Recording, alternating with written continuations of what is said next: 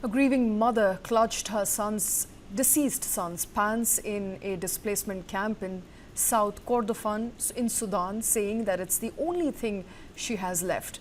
Her son died of malnutrition in April after she and her 4 children fled violence in Khartoum. Now, in camp, another child also succumbed to malnutrition due to limited availability of food. Zaytona Yaqub grips her deceased son's pink pants in a displacement camp in Sudan. She says it's the only thing left of him she has. He died of malnutrition in April. Yaqub and her 4 children moved from Khartoum in May 2023, shortly after the war between Sudan's armed forces and the paramilitary rapid support forces broke out. They moved from life in the capital to this camp in South Kordofan. It's here where 7-year-old Zaki al-Badri died. I held him up and I found him stiffened. I carried him and ran to my neighbor and I asked her to have a look at him. She told me, "Your son is gone."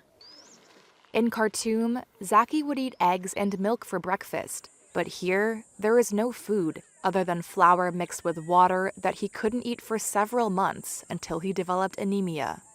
Yaqub took him from one hospital to another. Doctors advised a blood transfusion. When the doctors asked me to offer him my blood or if I can buy blood bags for him, he said, No, my mom cannot support us and she doesn't have enough blood. If you went to the doctor, you would find the reports there. He told them, no blood will be taken from my mother. My mother needs to take care of her children. No blood will be taken, and I will not live. Dr. Martin Zachariah visits villages near the camp to check on malnourished children.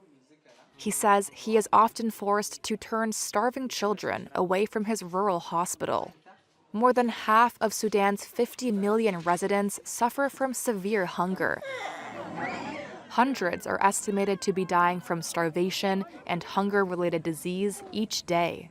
In August, the world's top hunger monitor, the Integrated Food Security Phase Classification, reported that the war in Sudan and aid restrictions caused famine in at least one location, and that 9 million people are in a food emergency or worse.